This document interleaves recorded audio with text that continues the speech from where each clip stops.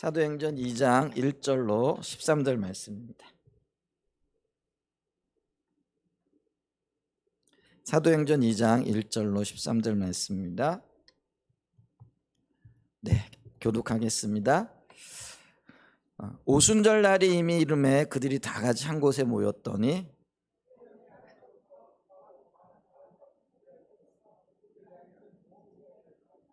마치 불의 엿처럼 갈라지는 것들이 그들에게 보여 각 사람 위에 하나씩 임하여 있더니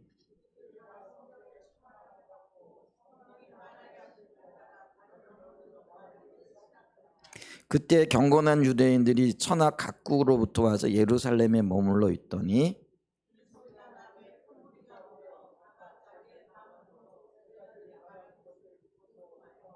다 놀라 신기하게 여겨 이르되 보라, 이 말하는 사람들이 다 갈릴리 사람이 아니냐?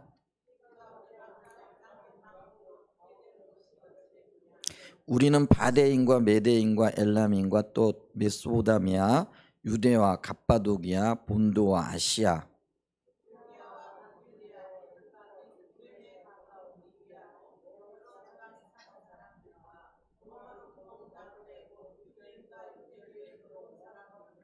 그레데인과 아라비아인들이라 우리가 다 우리의 각 언어로 하나님의 큰 일을 말함을 듣는도다 하고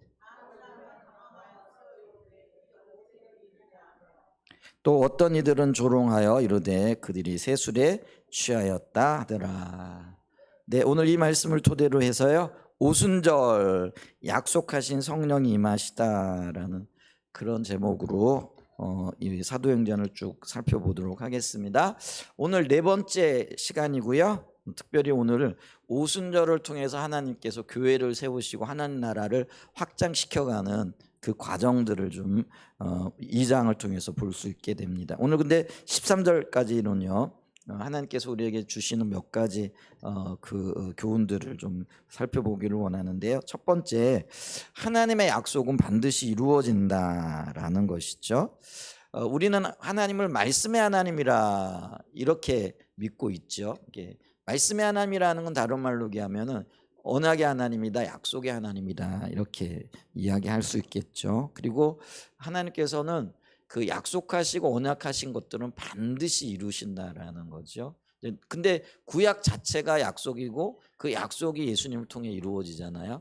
구약의 약속의 주를 이루는 게 뭐냐면 구원을 위한 메시아를 보내겠다라는 거죠. 그리고 그 메시아를 보내심으로써 그 약속을 이루신 하나님께서 이제는 예수님을 통해서 제자들에게 어떤 약속을 하셨느냐면은 내가 하늘나라로 갈 거라는 거죠. 근데 가는 것뿐만 아니라 내가 너희들에게 다시 오시는데 이제는 어떻게 오시느냐면 성령으로 오시겠다라고 말씀하셨고 이렇게 약속을 하셨죠.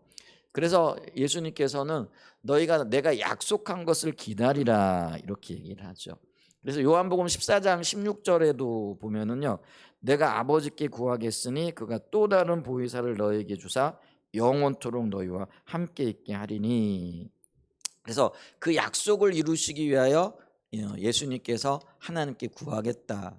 그리고 그 구함의 결과로 성령 보혜사를 너희들에게 보내주시고 그 보혜사는 너희와 영원토록 함께 하시겠다라고 말씀하고 계신 것들을 이렇게 보죠. 그러면서 이 예수님께서 또 하늘나라에 올라가시면서 이걸 승천이라 이렇게 얘기했죠. 그럴 때에 이 약속한 성령을 받기까지 너희가 기다리라, 이렇게 예루살렘을 떠나지 말고 기다리라 이렇게 명령하셨던 것들을 우리가 볼 수가 있죠. 그랬더니 이제 이 제자들이 이 예수님의 약속을 믿고 한 곳에 모여서 오로지 전심으로 기도에 힘썼더라. 이걸 우리가 이제 지난주에 살펴봤잖아요. 그래서 이 약속은요, 믿음을 가지고 반응하는 자들에게 이루어진다라는 것이죠. 그래서 이 약속이 우리에게 다가올 때는 어떨 때는 그게 하나님의 맹세로 오는 것이 있고 하나는 하나님의 초청으로 오는 것들이 있다라는 거죠. 하나님께서 스스로 맹세하신 것들은 어떤 거냐면은요, 예를 들면은 인류 구원을 위한 하나님의 계획 뭐 이런 것들을 얘기를 할 수 있겠죠.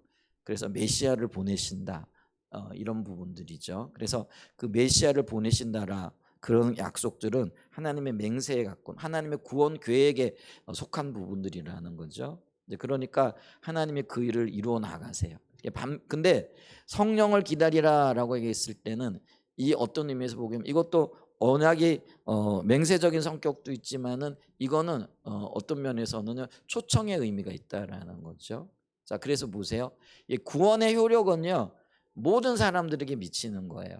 근데 성령의 약속은 어떤 사람에게 미치느냐면은 그 성령의 약속을 믿고 기대하고 기다리는 사람에게 임한다라는 거죠. 자, 예수님이 이 땅에 오셔서 십자가를 지시면요 제자들만을 위한 게 아니었어요. 이 땅의 모든 인류를 위한 거였어요. 이게 하나님의 구원 계획이라는 거죠. 근데 이 성령이 임하시면 어떤 거예요? 제자들을 위한 약속이라는 거죠. 그래서 제자들이 이 약속을 맹세로가 아니라 초청으로 받아들여야 되는 거예요. 그래서 이 초청으로 받아들여서 그 약속을 붙잡고 한 곳에 모여 기다리며 기도하는 게 필요했다라는 거죠. 그래서 우리가 지난 주간에도 살펴봤지만은 이 약속을 받았던 사람들이 120명만이 아니라 500명이나 되는 사람들이 있었다 그랬잖아요. 근데 500명이나 되는 사람들 중에 380명은 뿔뿔이 흩어졌고 나머지 120명만이 그 약속을 초청으로 받아들인 거예요. 그래서 우리가 결혼식에 초청장 보내잖아요. 근데 어떤 사람들은 그 초청장 받고 무시를 해요. 나 바빠. 나 참여할 수가 없어. 시간이 안 돼. 근데 어떤 사람들은 시간 바쁘고 시간이 없어도 내가 꼭 참석을 해야 돼. 여기는 내가 가봐야지 하면서 시간을 조정하고 또 어떤 면에서는 삶을 조정해 가지고 결혼식에 참여를 하잖아요. 자, 그래서 시간을 조정해서 결혼식에 참여한 사람만이 그 결혼식의 기쁨을 누릴 수 있다라는 거죠. 마찬가지로 성령의 임하심도요 초청과 같은 그런 어떤 효력이 있다라는 거죠.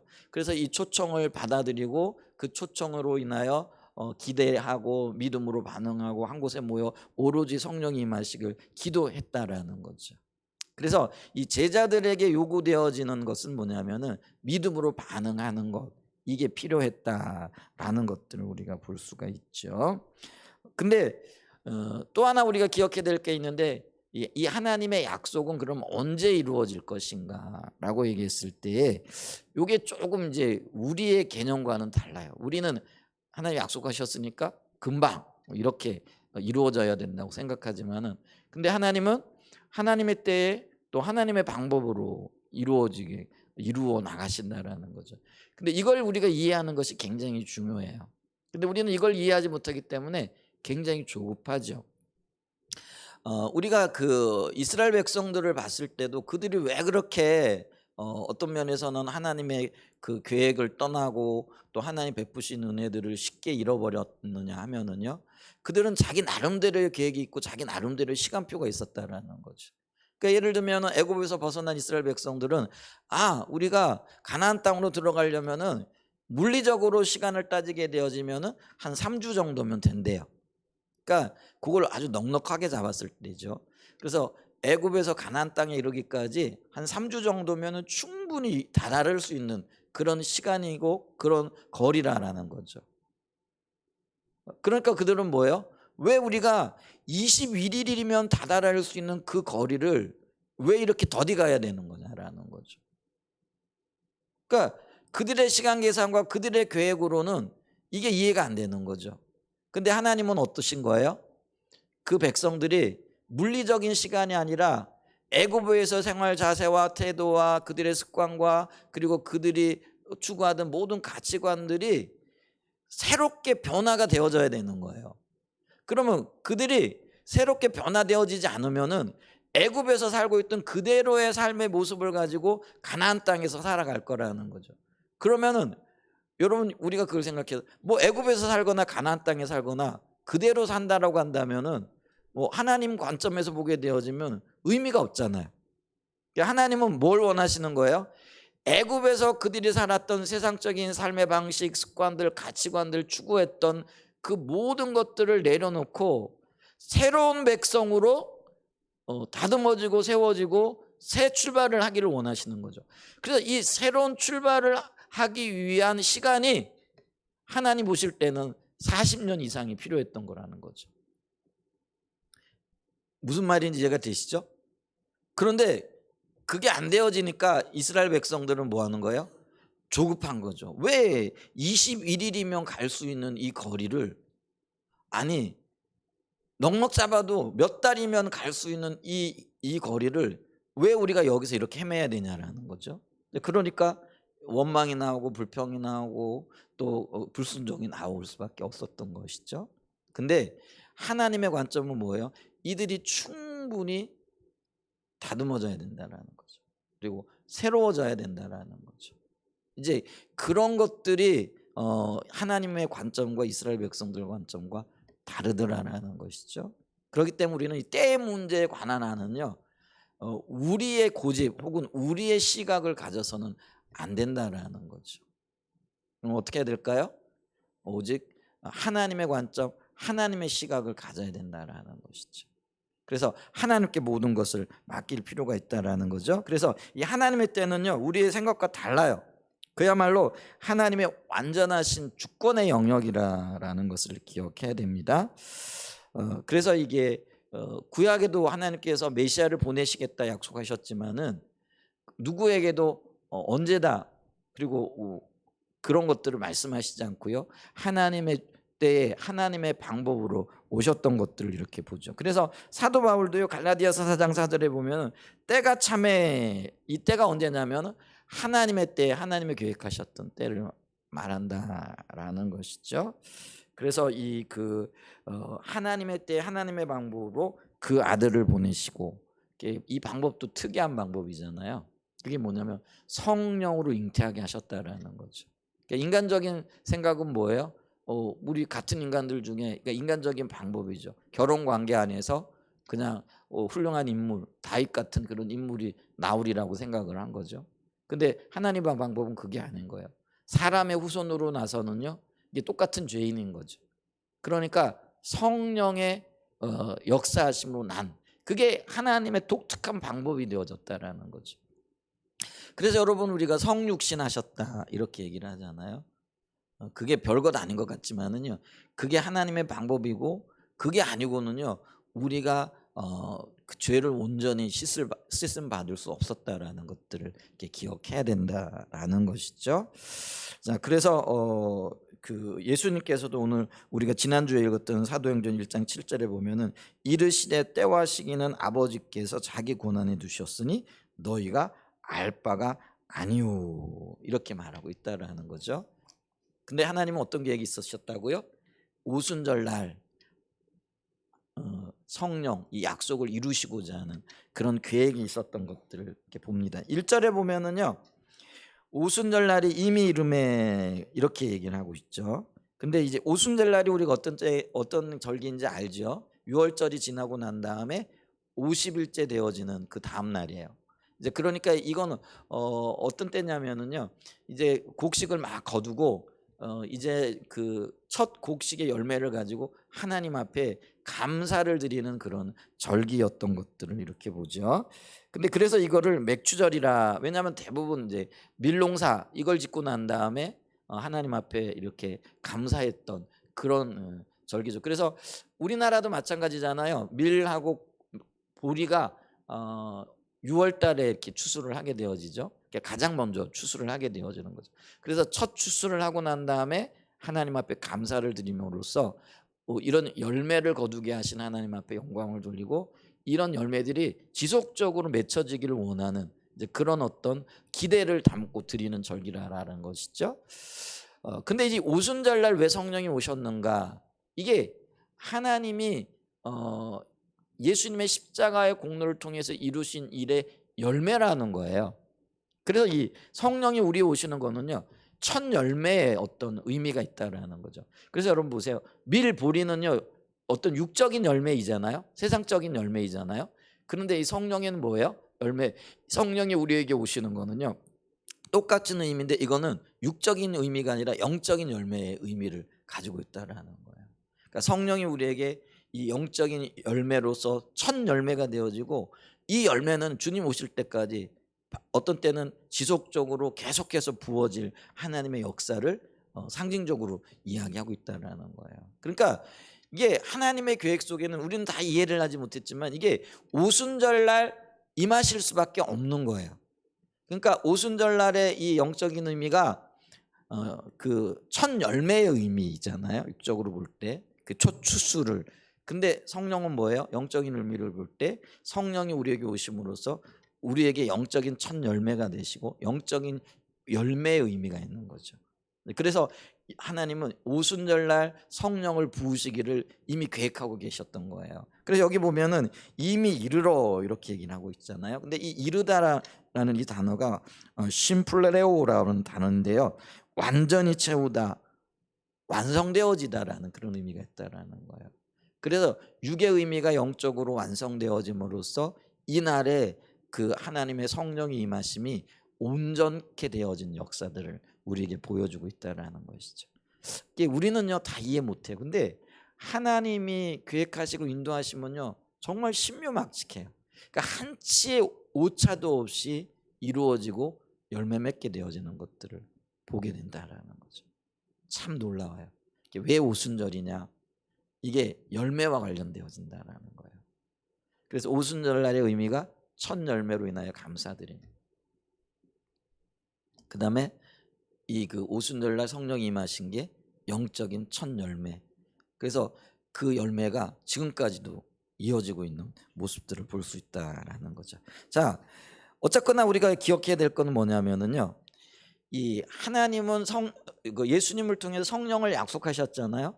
그리고 이 성령의 약속이 하나님의 때에 하나님의 방법으로 이루어지는데 이걸 보면서 하나님의 약속은 반드시 이루어진다라는 거죠.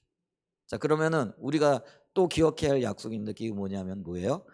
너희가 하늘로 올리움을 본 그대로 내가 다시 오리라라는 거예요. 그리고 우리는 이 그 승천하시는 주님을 보면서 다시 오실 그 예수님에 대한 약속을 기억해야 되는 거예요. 그리고 그 약속은 어떻게 될 거라고요? 반드시 이루어질 거라는 것들을 기억할 수 있는 은혜가 있기를 예수님의 이름으로 간절히 축복하고 축원드립니다. 그래서 우리는 약속의 사람들이에요. 근데 그 약속은 어떻다고요? 믿고 바라고 그리고 그 약속 가운데 머물러 있는 사람들에게 주어지는 거예요. 성령의 약속도 어떻게 했어요?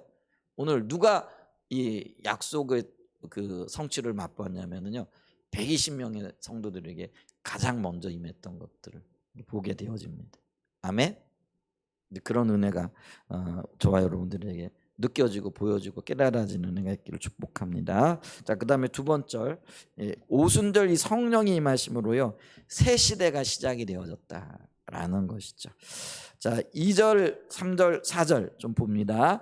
호련히 하늘로부터 극하고 강한 바람 같은 소리가 있어 그들이 앉은 온 집에 가득하며 마치 불의 혀같이 혀처럼 갈라지는 것들이 그들에게 보여 각 사람 위에 하나씩 임하여 있더니 그들이 다 성령의 충만함을 받고 성령이 말하게 하심을 따라 다른 언어들로 말하기를 시작하니라.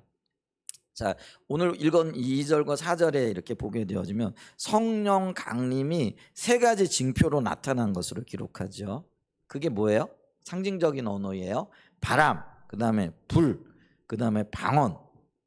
성령의 상징적인 표시를 뭐라고 표현하고 있어요? 바람, 불, 방언인데 이 세 단어들은요 모두 다 유대인들이 전통적으로 하나님의 임재하심을 나타내는 어떤 표시로 여겼다라는 것이죠.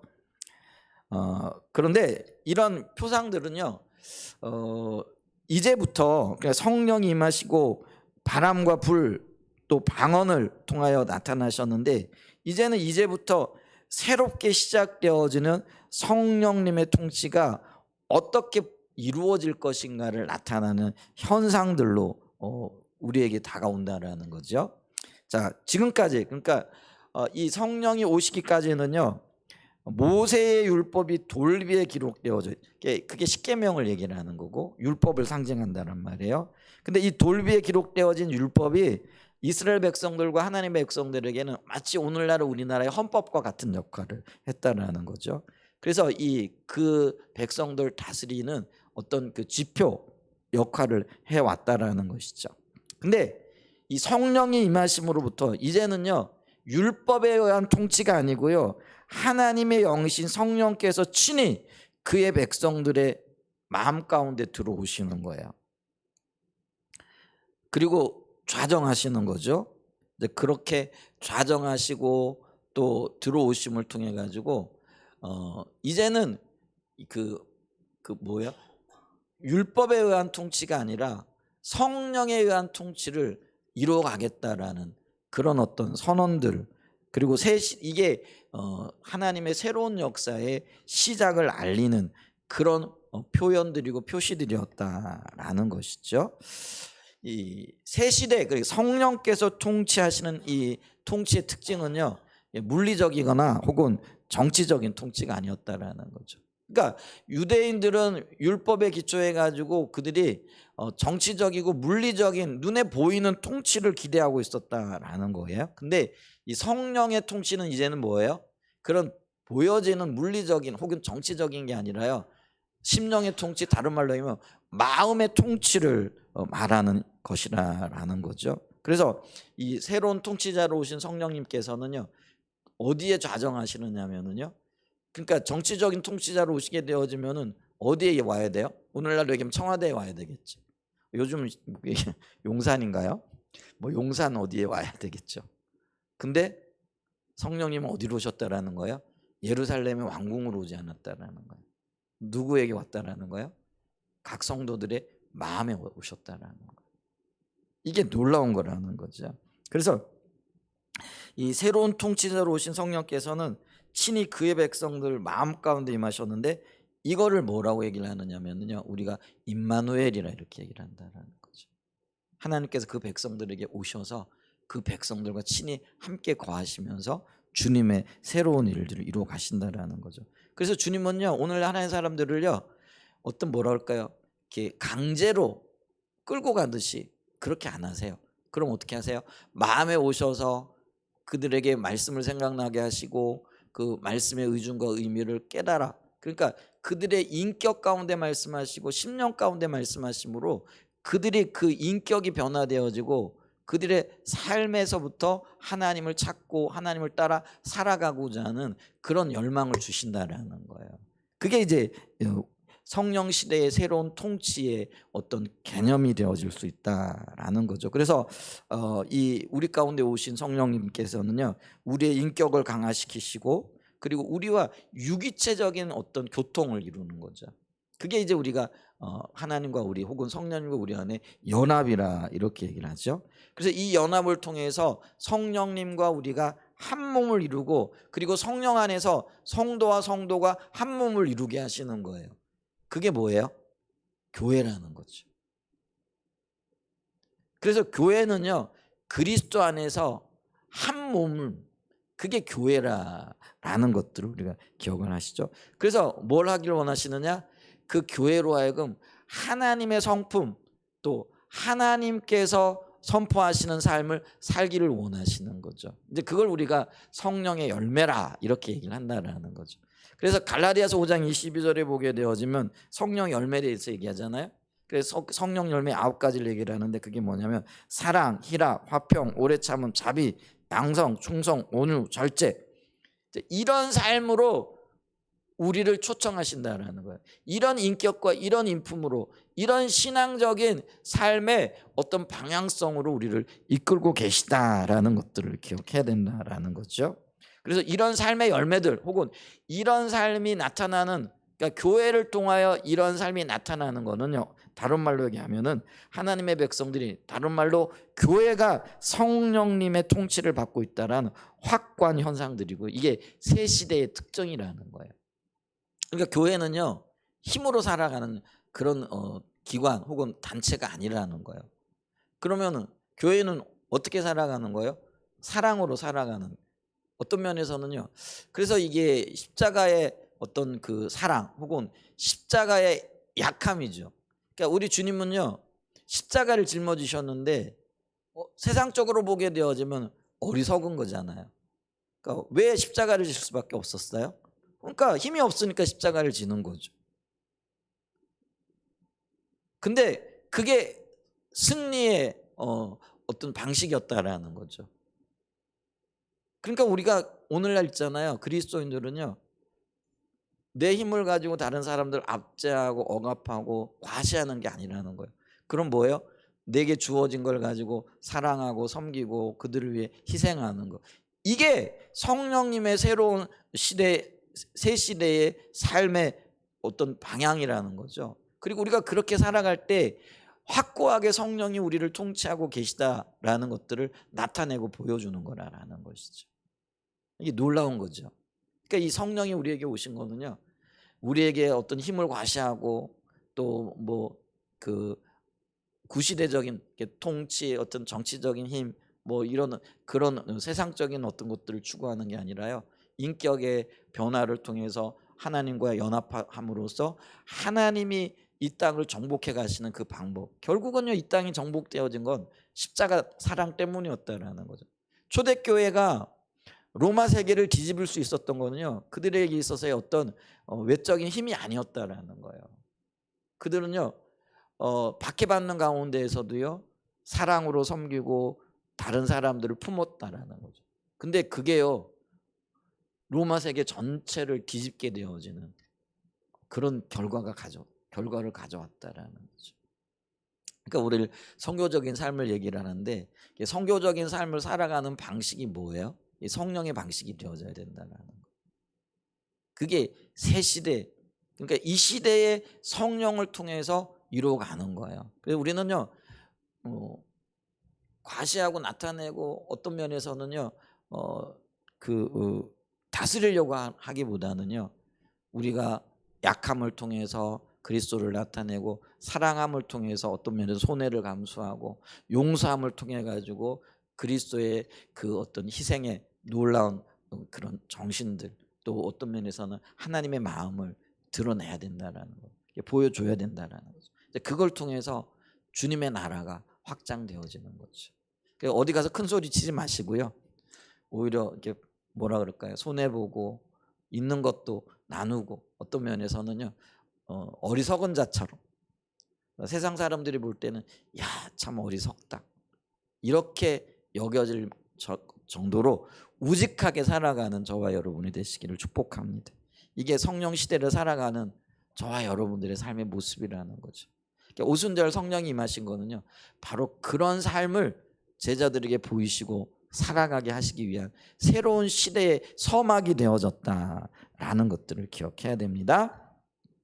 자, 큰 세 번째로, 그럼 오순절날 성령이 우리에게 오셨잖아요. 그럼 오순절 성령 강림 사건이 어떤 의미가 있는가, 요 몇 가지를 좀 살펴보기를 원합니다. 첫 번째, 온 천하에 성령님께서 공개적으로 드러난 사건이었다라는 거죠. 자, 6절에 보면은요, 이 소리가 나매 큰 무리가 모여 각각 자기의 방언으로 제자들이 말하는 것을 듣고 소동하였더라.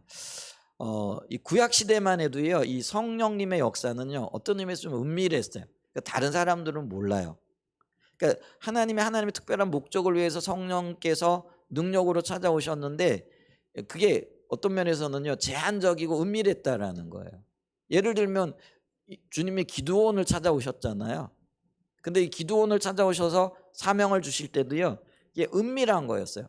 뭐 다른 사람들은 몰랐어요. 그러니까 기드온과 하나님만이 알 수 있는 그런 어떤 은밀한 관계 가운데 일들이 이루어졌다라는 거예요. 근데 이 오순절 마가의 다락방에서 성령이 임하신 이 사건은요 은밀하게 찾아오신 것이 아니에요. 그러면 이 사건은요 누구나 인식하고 어느 누구도 부인하지 못할 강력한 현상을 동반하고, 그래서 이거는 성령님이 오셨다라는 것을 모든 사람들이 알 수 있도록 강력하게 임하셨다라는 거죠. 그래서 여기 보게 되면 6절 하반절에도 보면 이 성령이 임하심으로 인해서 그들이 뭐라는 거예요? 소동했다라는 거야. 놀랐다라는 거죠. 그 다음에 이제 7절에도 보게 되어지면은요 그걸 기이하게 여겼더라 이렇게 얘기를 하죠. 그래서 여기 7절에 보면 다 놀라 신기하게, 이 신기가 기이하게 여겼다라는 거. 도대체 이게 뭐야? 이게 우리가 지금까지 못했던 거네. 성령이 임하심이요 나도 놀라고 다른 사람도 놀라고 모든 사람들이 다 놀랄. 그래서 그 성령님의 임재가 단순한 심리적인 현상이나, 때로는 이제 그럴 수 있잖아요. 120명이 모여가지고 자기들이 믿는 신의 이름을 부르면서 뭐 집단적으로 뭐 환상에 빠지고 환각에 빠지고. 여러분 이게 있잖아요. 집단 환각, 집단 뭐 현상 이런 게 있을 수 있어요. 예를 들면 우리가 엘리야가 850대의 영적인 대결을 벌일 때 바알 제사장과 그들이 그 뭐죠 제단에 불 내리려고 하려고요. 모두 다 그냥 일어나가지고 춤추면서 심지어는 자해까지 하면서 이게 있잖아요. 어떤 면에선 집단 환각이라든지 어떤 집단적인 행동들의 한 현상들이랄 수 있다라는 거죠. 근데 예를 들면 120명이나 모여가지고 몇 날 며칠 뭐 금식은 했는지 모르겠지만 금식했다는 얘기는 없지만은 뭐 집중적으로 이렇게 하다 보면은요 그런 현상들이 나타나죠. 종교적인 어떤 그런 뭐죠 환각 현상들도 나타나는 거죠. 가끔 이제 이단들이 그런 일들을 한다라는 거죠. 근데 이 성령 강림 사건은 그게 아니라는 거예요. 이게 집단 환각이나 심리적인 현상이 아니고 우리가 너무나 간절히 원했기 때문에 뭐 보여지는 어떤 현상이 아니고 그러니까 제자들도 놀란 거죠. 그 다음에 여기 보게 되어지면은 많은 사람들이 동서남북에서 그 오순절 절기를 지키기 위해 가지고 예루살렘을 방문했던 모든 사람들이 그걸 봤다라는 거예요. 그러니까 공개적이고 누구도 부인하지 못할 그런 현상들을 드러내심으로써 성령님의 임재가 드러나 버렸다라는 거죠. 그리고 이거는 이제는 성령께서 공식적으로 공개적으로 일하시겠다라는 어떤 선언이 되어졌던 삶이라는 거죠. 그래서 이거는요 아까도 연결되어지는 거대요. 이게 이제 성령님께서 이 시대를 주도하시고 이제는 구약 시대는요 성부 하나님이 일하시는데 성령이 조력자로 조용히 은밀하게 이렇게 일하셨어요. 근데 이제는 뭐예요? 이 시대는 성령이 주도자로서 적극적으로 역사를 이루시겠다라는 공식적인 선언이 되어졌다라는 거죠. 그래서 성령님의 주권적인 역사로 새 시대가 선언되어졌다라는. 2절에 이렇게 얘기를 하잖아요. 호련히 하늘로부터 급하고 강한 바람 소리 같은 것이 있어 그들이 앉은 온 집에 가득했더라. 호련이라는 말은 갑자기라는 그런 의미가 있죠. 그리고 즉각적으로라는 그런 의미가 있다라는 거예요. 근데 갑자기 누구도 예상하지 못했는데 이게 어디로부터 왔다라는 거예요? 하늘로부터 임했다라는 거예요. 그러니까 어떤 사람이 막 환각에 빠져가지고 누구 한 사람에게서 시작되어진 게 사람에게서 시작되어진 게 아니라는 거예요. 그러니까 이 하늘로부터 임했다라는 거는 우리가 예수님이 십자가에 못 박혀 육신이 찢겨질 그때 어떤 일들이 있었다고요? 지성소와 성전 사이에 있었던 휘장이 위로부터 찢겼다라는 거예요. 그러니까 이 위로부터 찢겼다라는 거는 사람이 개입한 사건이 아니라는 거예요. 그래서 하늘로부터 위로부터 이 휘장이 찢김으로 하나님과 사람 사이에 막혔던 모든 담이 허물어졌던 것들을 말하듯이 오늘 여기도 보면은요 이 성령님의 주권적인 역사가 호련히 어디로부터 왔다라는 거예요? 하나님으로부터 왔다라는 거예요. 그러니까 이거는요 제자들이 아까도 얘기했지만은 집단적인 환각 혹은 집단적인 어떤 그런 것들이 아니라는 거예요. 사람으로부터 출발한 게 아니라 하나님의 주도, 성령의 주도적인 역사로 급하고 강한 바람처럼 그들 가운데 일어났다라는 거죠. 이게 놀라운 사건이 되어진 거죠. 오순절 성령의 그 임재 사건은요, 강림 사건은요, 이게 성령님의 주도적인 새 시대의 선언이라는 그런 의미가 있다. 그다음에 작은 세 번째로요, 이 성령의 강림 사건은요, 교회의 공식적인 출발을 알리는 사건이 되어졌다라는 거죠. 자, 4절에 보면은요, 자, 성령이 임하시니까 그들이 다 성령의 충만함을 받고 성령이 말하게 하심을 따라 다른 언어들로 말하기를 시작했다. 이게 방언으로 말하기 시작했다라는 거예요. 성경학자들은 이게 이제 언어 방언이라 이렇게 얘기를 하는데, 근데 이 방언들이요 어떻게 들려졌느냐면은 11절에 보면은요 그레데인들과 아라비아인들, 그러니까 앞에 보면은 동서남북 사방에서 온 나라, 그러니까 이게 있잖아요. 아프리카에서도 오고요, 유럽 쪽에서도 오고요, 소아시아 쪽에서도 오고요, 한 동서남북 모든 곳에서 그들이 몰려왔다라는 거예요. 그래서 근데 그들이 뭐라고 지금 얘기를 하느냐면은 그 각자의 사람들이 우리가 다 우리의 각 언어로 뭐라는 거예요? 하나님의 큰 일을 말함을 듣는도다 이렇게 얘기해요. 방언으로 말했는데 듣는 그들은 지금 뭘로 듣는 거예요? 자기들의 언어로 듣는데 그 그 내용이 뭐냐면은요. 하나님의 큰 일이라는 거예요. 하나님의 구원 계획, 하나님의 역사들, 하나님이 하시고자 하시는 그 일들 그들이 들은다라는 거죠. 근데 이게 뭐냐면은요. 교회가 할 일이거든요. 교회는 우리가 어떤 일을 지금 하는 거죠? 교회의 사명이 뭐예요? 우리가 그걸 선교라 얘기를 하는데 이 선교는 하나님의 일을 전하고 사람들하고 하나님의 일을 믿게 하는 거 이게 교회의 역할이잖아요. 그러니까 이때로부터요 성령 임하심으로써 이 성령 충만한 사람들이 이제는 주 안에서 하나가 되어지면서 이 큰 일들을 자기도 모르게 하는 거죠. 그리고 이게 교회의 출발을 알리는 첫 사역이 되어졌다는 거예요. 이게 참 감사하죠. 이게 성령 충만 받고 뭐 이런 자기의 욕심을 채우기 위해 가지고 말하고 이게 아니고요. 성령 충만을 받고 그들이 자기들도 모르게 방언으로 선포하고 방언으로 기도하고 방언으로 얘기했는데 그게 뭐예요? 하나님의 일이었다라는 거. 그리고 그게 교회의 첫 출발이고 첫 사역이었다라는 거. 그러니까 교회가 한 일, 그러니까 우리가 첫 일이 뭐였다라는 거예요? 복음을 전하고 하나님의 일을 전하고. 그러니까 교회의 사명이 여기서 규정되어지는 거예요. 그러니까 교회는 어떤 일을 해야 되는 거예요? 하나님의 일을 전해야 되는 거예요. 그걸 우리가 선교라고 얘기를 하죠. 놀랍죠? 이제 이런 어떤 일들이 일어나게 되어졌다라는 거죠.